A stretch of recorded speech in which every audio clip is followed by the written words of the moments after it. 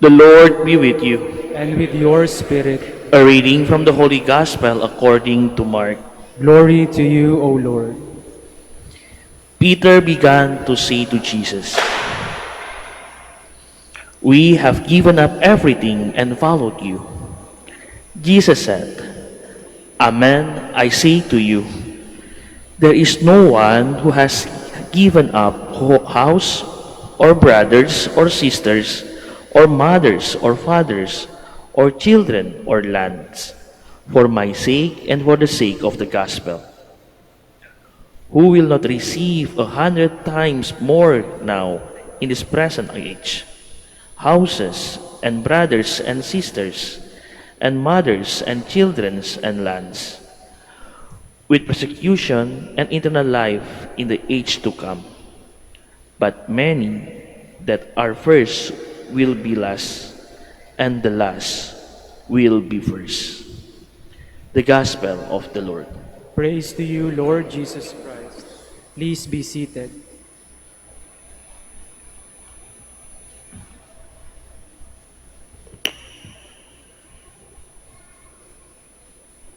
Since yesterday, the theme of our Gospels has been about the following of Christ.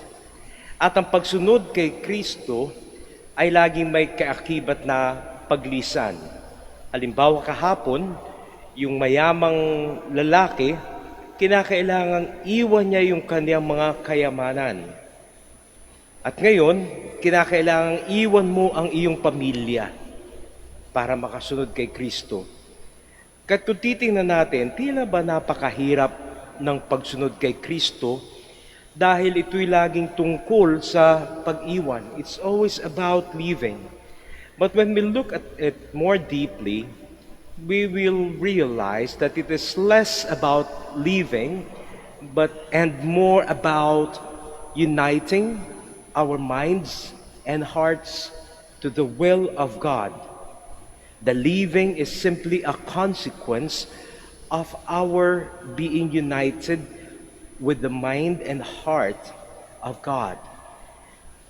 And the difficulty arises when the values that Jesus proclaims are different or even contrary or in contradiction to the values being presented by the world. Kaya nga't siguro nagiging mahirap dahil para bang yung itinuturo ng mundo ay kakaiba o kontra sa tinuturo ng ating Panginoon Kristo. Ang mundo tinuturoan tayo na maging makapangyarihan, maging popular, pero para sa ating Panginoon, hindi ito tungkol sa pagiging popular o makapangyarihan. Ito'y tungkol sa pagsunod sa Kanya. Ito'y tungkol sa paglilingkod sa iyong kapwa. Ito'y tungkol sa pagpapakumbaba.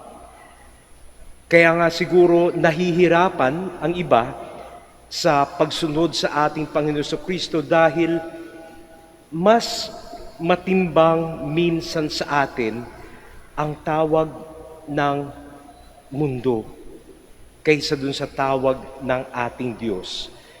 The world usually teaches us to love yourself first. The world will teach us to take care of yourself first. But Jesus would always tell us, serve one another, love your neighbor, offer your life to your neighbor. And maybe that is where the difficulty lies in our following of Christ, when we still hang on to what this world believes, when we still hang on to what this world teaches us.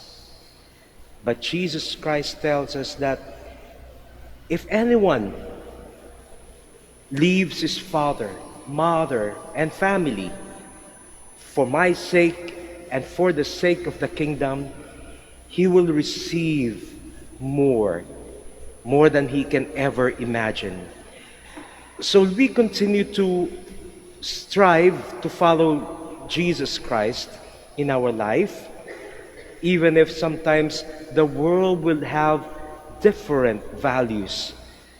remembering that in the following of Christ, we may have left a lot, but we will receive more because Jesus Christ promised that whoever leaves family will receive more, maybe not in this world, but in the next life.